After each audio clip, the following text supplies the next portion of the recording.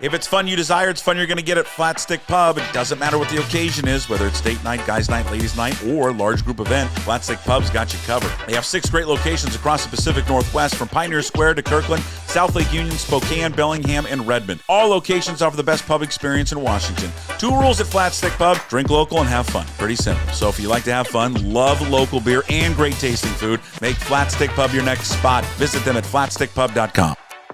We go from the NFL now to college football, the same sport, right?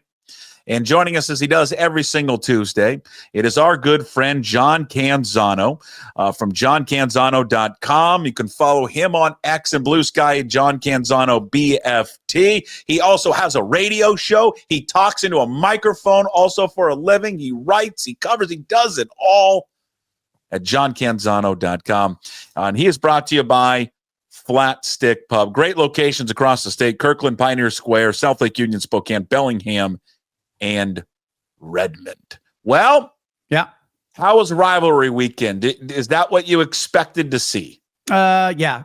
I had predicted 49-7 for the Civil War. Ended up 41-7. I thought Dan Lanning showed a lot of compassion and restraint in that one. Jedd Fisch looked like he ran it up a little bit on the Cougs. Obviously, some bad feelings from the game in, 23 or 20? Was that 24? 24. So, what year is it? Where are we? It's about what I expected. I mean, there's a gap that is forming anyway between, even within the Power Four, Puck. Within the Power Four, the SEC and the Big Ten are creating a gap between themselves and the ACC and the Big 12. Oh. And then within the SEC and the Big Ten, there's gaps forming everywhere. And so there's a chasm right now between the top teams in the Big Ten and teams that are in the Pac-12. That there is a chasm there that people keep comparing it to the Group of Five or the Mountain. It's a new Mountain West. I don't even think you can make that comparison because the money is so distorted right now in a way that it has never been distorted. Okay, so let's go back to the games this past weekend. I did not see a second of the Civil War. Yeah. I did look down at my phone at one point, saw the halftime score is 21-7. Yeah. Now that would indicate to me, well, it's not that much of a blowout. Yeah, was that more of Oregon just trying to, were they playing conservatively, or was it for a half at least a contest between the two? The score at the end of the first quarter was 7-7. And I joked, I said, Oregon State led 7-7 at the end of the first quarter. Like, it was a major victory for the Beavers to be in that game. And they were running the football a little bit. They had a good plan. Oregon did look a little sluggish. I think some of it was Oregon has been a slow starter. They started slow against Northwestern. I think that it's just natural when you are, as talented as the players are at Oregon, they look over at Northwestern and Oregon State, and they go, yeah, we can go like 80% here and win this game. So I think at the end of the first quarter, Oregon State was feeling pretty good about itself, but Oregon just had too many playmakers, Puck, and there was a 80-yard drive right before the end of the half where Oregon kind of drove it down and got 7 to make it 21-7, and I thought, gosh, that's a backbreaker going into you go in 14-7, which they had a real chance to do, and they would have been okay, but Oregon just has too many playmakers, and so for one quarter, the Beavers ran the ball a little bit, looked like they had a game plan, but they couldn't, with any kind of consistency, stay on the field for a larger sample size. I think they played about as good as they could have and lost by 34. Now, for the Apple Cup, this was a game that was, again, more competitive, although the final score wouldn't say that at the end, more competitive than the Civil War. I mean, for 3 quarters, you go into the fourth quarter, and it's a 7-point game. Yeah. Now things unraveled quickly for Washington State in that game, 28-0. You'd mentioned earlier what Jedd Fisch did. And I know it's angered a lot of Cougar fans. In fact, and I've actually heard from some Husky fans too, people that cover the team, that analyze the team, who were not happy with what Jedd Fisch did. Me as a fan, I don't really care. I knew this is what he was going to do because he told everyone that carries the water over there at Washington, this is what he was going to do. It didn't happen as soon as he thought it was going to happen. So he had to wait until the fourth quarter to do it. Here's what I would say about Jedd Fisch, why I think he's actually not that really great of a coach, to be honest with you, and why he made a mistake. He had his Heisman Trophy winning quarterback in the game under 3 minutes to play. And it's not that he threw a pass. It's the opportunity that kid would have taken a hit or scrambled out and suffers an injury. And by the way, if you watch that game, even though he was phenomenal, he was the best player on the field, there were 3 shots that he took to the head in that game. 3 different shots, hard hits that could have knocked him out. Yeah.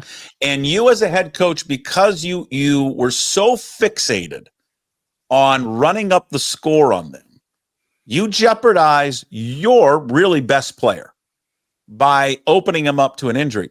That's, I'll be honest, that's just coaching malpractice. It's stupidity.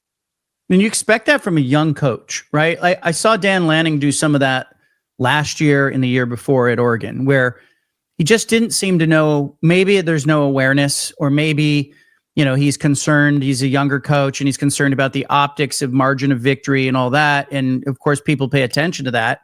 Oregon's already been penalized this season for taking guys out of games. The AP voters dropped him after they took everyone out in the fourth quarter against Northwestern and gave up 14 points.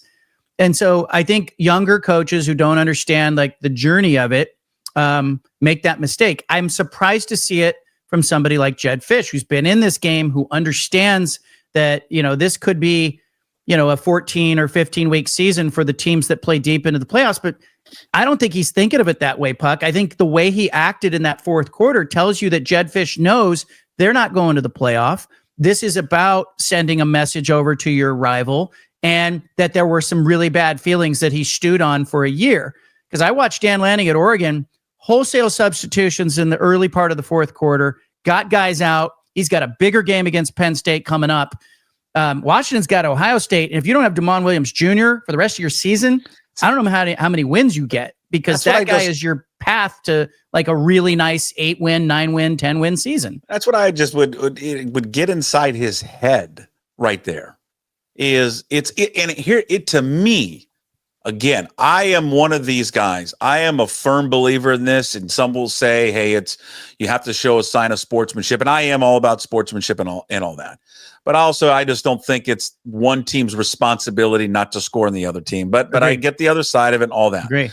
I also loved, and I mean loved, and maybe it's bad sportsmanship, I get it. I loved when Jaden Delore planted the flag on them. I loved it. 99.9% of the alums at Washington State loved it. If you loved it, you cannot bitch and moan about him throwing late on you. You cannot do it. I don't mind the throwing late. It's the same thing. Yeah. And to me, it's not about him throwing late. I don't care what he does.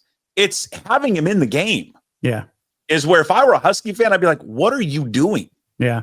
We have a game next week against number 1 Ohio State. Why is he still in there?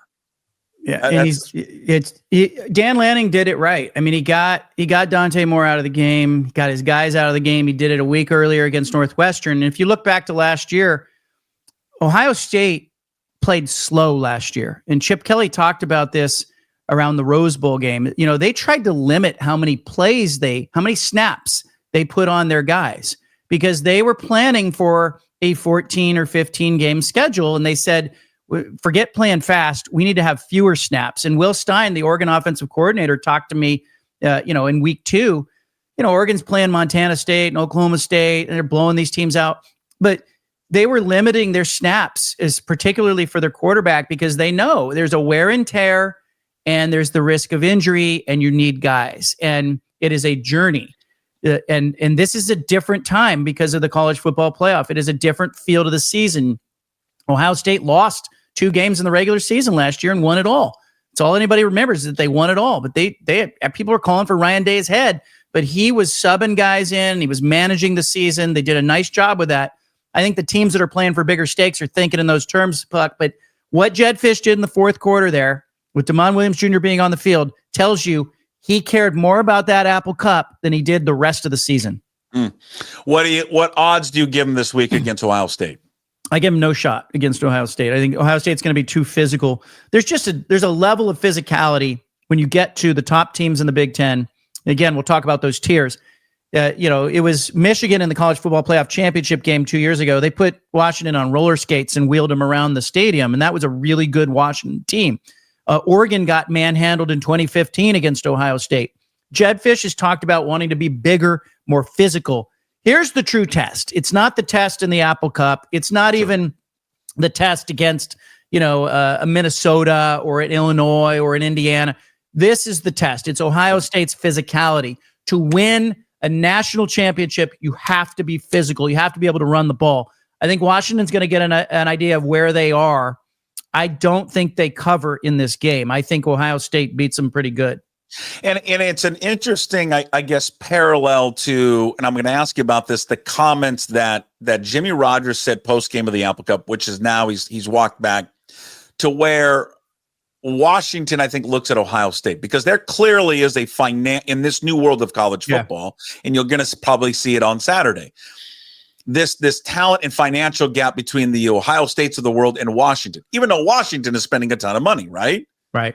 But then the trickle-down effect is what we saw is this financial disparity between Washington and then Washington State, which Jimmy Rogers then walked back that comment, says, I shouldn't have made that comment afterwards, but this is the reality of where college football is at right now. And I think probably in a moment of frustration, Jimmy Rogers let that out.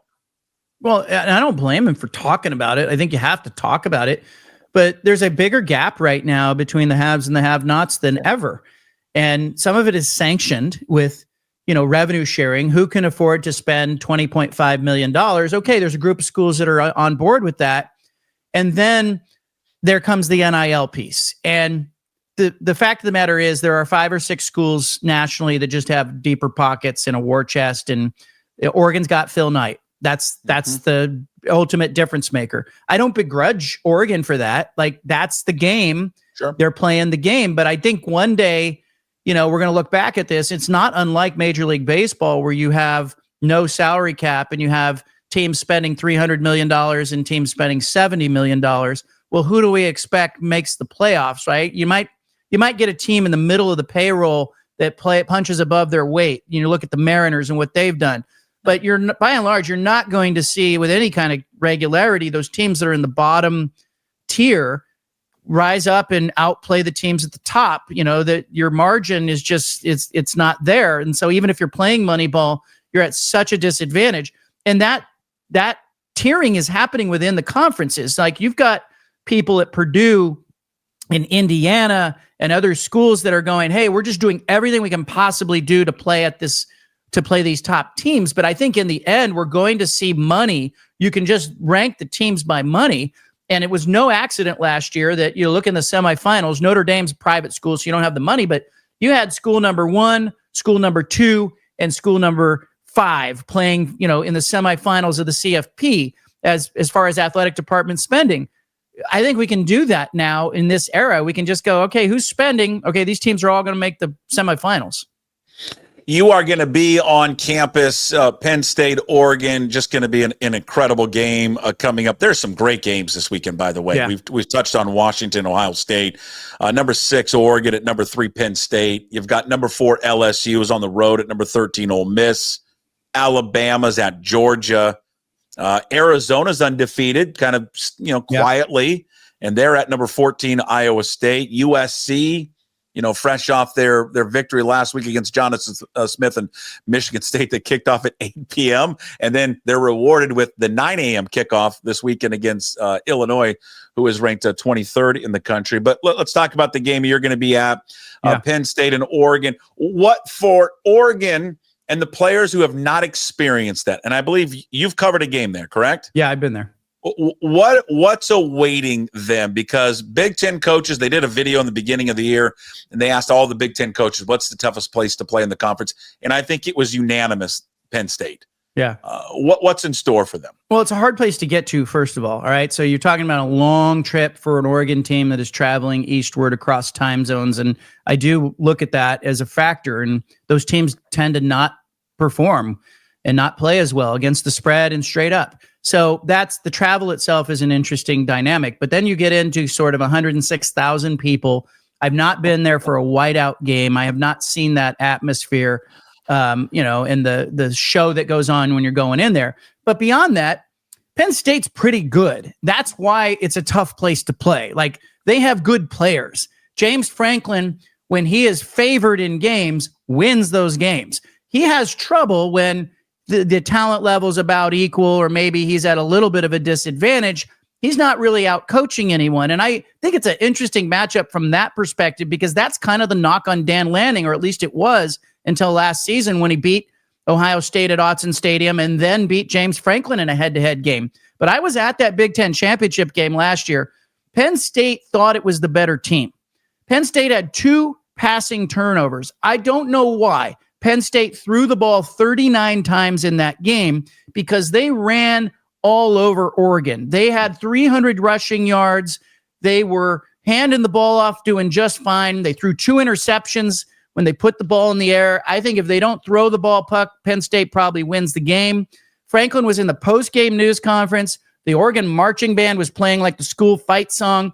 He was like, this is a JV setup. It was a big kind of scene afterwards. He was frustrated. I saw his face when he looked at the stat sheet, and he was like, we outgained them. We outrushed them. Mm-hmm. They out first downed them. How did they lose the game? Well, put a mirror up. Like, it was 39 passes. So I think there's a tremendous amount of pressure here on James Franklin in this game. Oregon's kind of going into this going, I don't think they're saying they can afford to lose, but I think they're going into it going, hey, look at Ohio State last year. It's not the end of the world if Oregon goes in there and loses that game. But Dan Lanning and the Ducks, they want to go in and win. But man, I think all the pressure in the world is on James Franklin here. It just I'm looking forward to the game. It just looks like one of the best environments in all of sports, especially when they do the whiteout, 106,000 people there. And it truly is a college town. I mean, that's it. That's all there is there out in the middle of nowhere. So great test there for the Ducks taking on Penn State. All right, you have it just came out hot off. I mean, just like hot off the presses. Right. At johncanzano.com. Pac-12 plotting for the 2026 football season. What are the details? What do you know? What can you share with us? Well, I'll tell you this, like, it's been a busy morning in our household with the 2 daughters, the younger daughters getting off to one to elementary school, one to middle school, but in and around it, and you know how that is. Anybody who's, Are you up yet? You gotta brush your teeth. Gotta brush your teeth.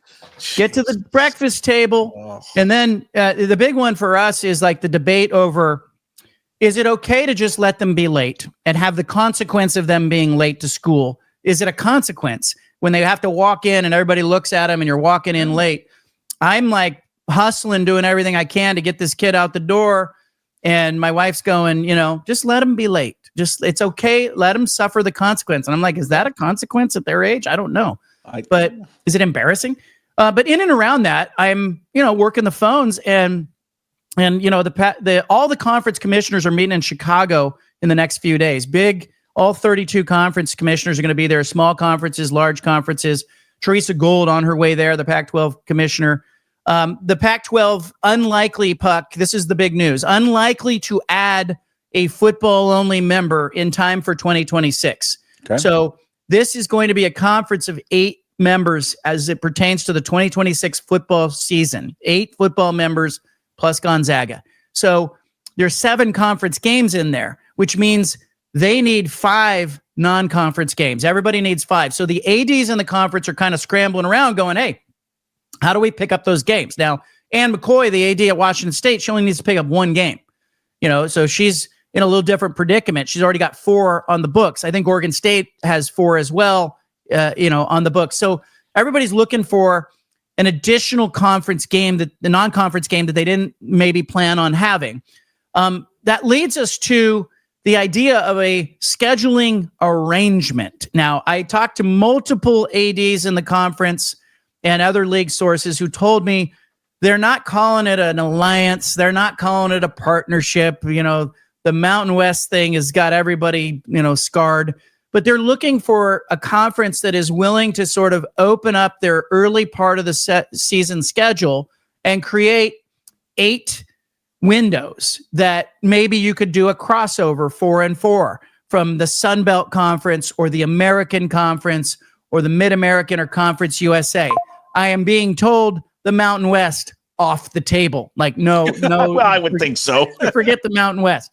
But so I talked to a number of people, including one former FBS commissioner who told me that the likely dance partner here for the Pac-12 is probably to cherry pick some games in the Sun Belt and Conference USA, not really call it a conference partnership or arrangement, and just sort of informally say, hey, can you move open some dates? Leave the last, that fourth week in September open, and let's have some crossover games here that would appeal to our TV partners. There are some members in the Sun Belt and Conference USA that play in the Central Time Zone.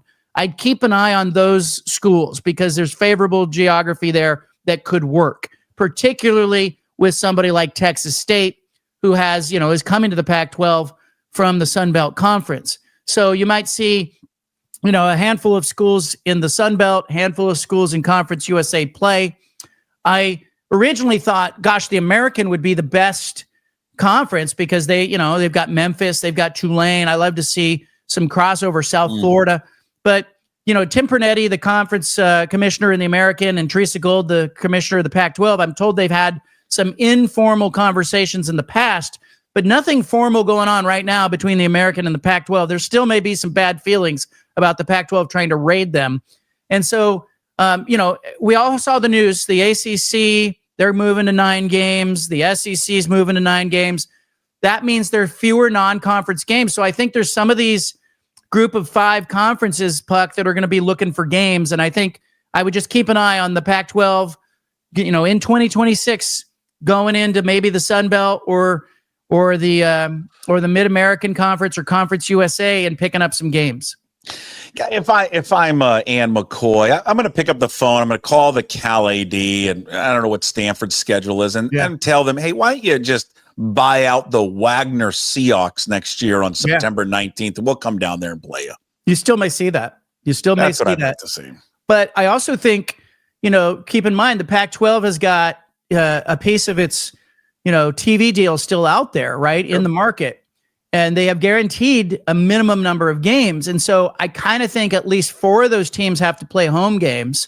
Okay. It's kind of just back of the napkin math there. But if you're the Pac-12, you're looking for some home games there to kind of beef up your TV deal. Sure. You're willing to give some away games, but who's going to play those away games? And then as a total fallback option, which I don't like, I hate this. It's hokey. The home and home this year with Washington State and Oregon State, I can get into it. But I don't like a home and home long term. And some others have said, oh, it would be great. It would be unlike anything else out there. But if, who wants to play Boise State in a home and home every season, And so I'm kind of wondering what happens with some of that. But that is a fallback. If you can't get a 5th non-conference game, maybe they go to a home and home. But right now, I think the focus is on playing 7 conference games in football in 2026, 5 non-conference games, and keep an eye on Conference USA and the Sun Belt and the MAC, maybe the American as potential partners. JohnCanzano.com there with the story. It's up there right now. Go subscribe, please. If you love just great reporting, great writing, JohnCanzano.com. I got like 3 or 4 other things, and I know you got to go. I know. I'm here for you. Justin Wilcox, how does he survive this? I mean, I've been wondering for the last decade with him how he remains the head coach there. Is it just that Cal doesn't care?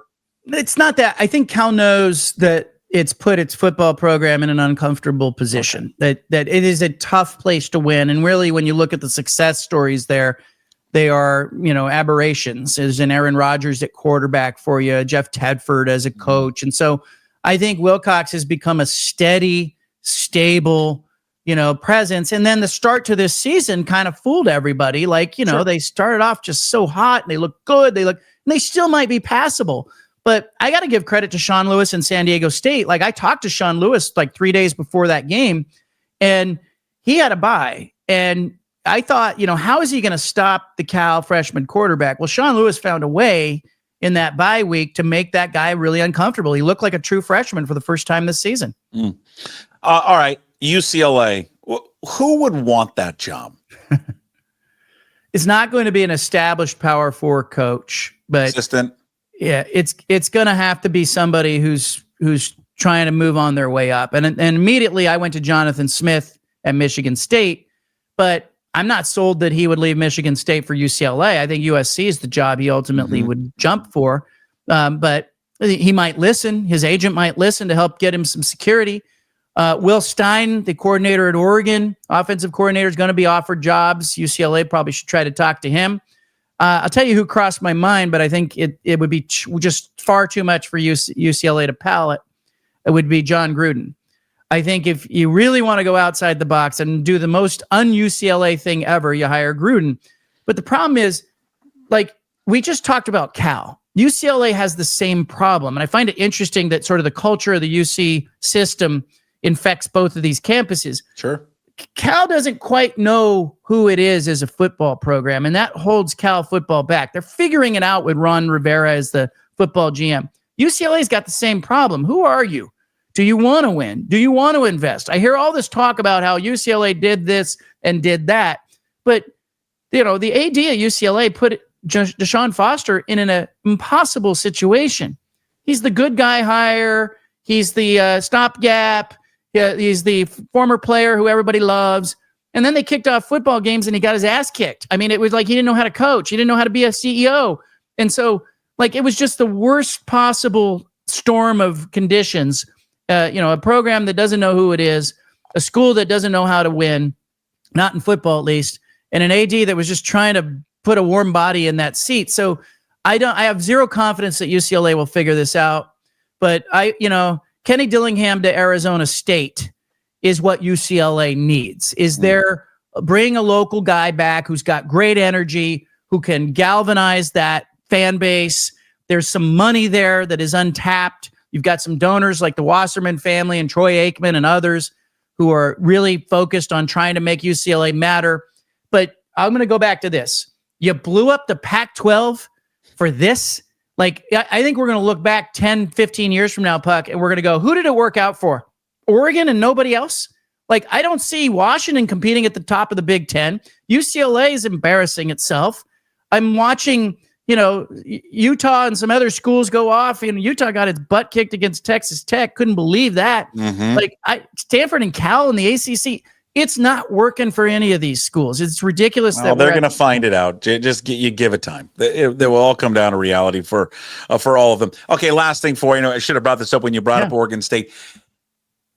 They've got the guy there. How can they not tap into that billionaire and just say, buy a football team? Yeah.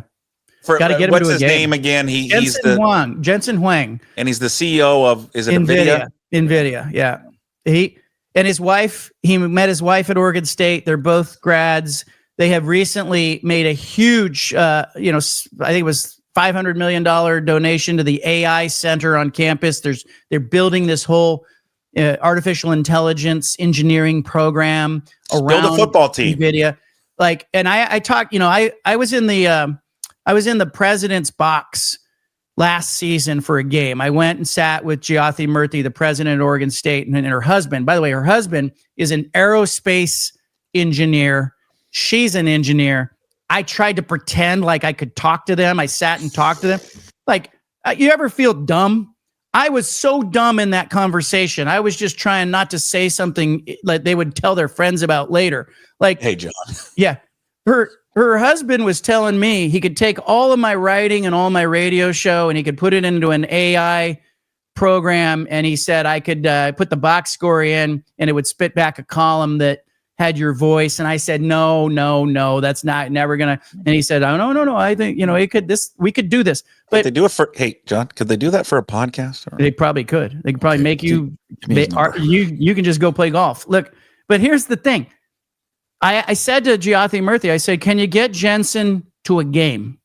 Can you get him to love football? And she said, that's what I'm trying to do. Because if you can get that guy to buy in on football, and if he gets mad enough about what is happening, you can maybe not, you're not going to ever maybe approach, getting yourself back into a Big Ten or SEC situation, but you could make yourself a pretty attractive school 5 years from now when football splits off with 48 schools going off into major college football. If you got that kind of benefactor, you got a puncher's chance. Absolutely. I mean, he could spend more money than anyone in the sport if he wanted to. Yeah.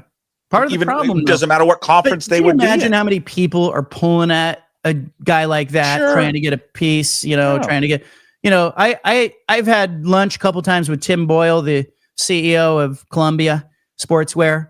And, he's a billionaire, and I'm in there with him and I'm like, I'm thinking to myself, how many times a day does this guy get asked to buy Girl Scout cookies? Like, you know what I mean? Like, how many people come to you and say, hey, I love to do an event. Can you have $25,000 or $50,000 or buy into this? I think it just becomes they probably get pretty good at saying no and deflecting. Yeah, it's, you're right. You just need what Oregon State needs is what Oregon had 20, 30 years ago, where Phil Knight just was upset, embarrassed, and goes, okay. He wasn't a football fan. I mean, we've detailed that, and he's like, all right, I'll spend, and then now look at them now. So you got to get him to a game. You got to get him to a game and let him see it. Yeah. All right. Thank you, John. Again, read all of his work, johncanzano.com. Weekly visits with us on Tuesdays talking college football. See you next week. Thanks, man.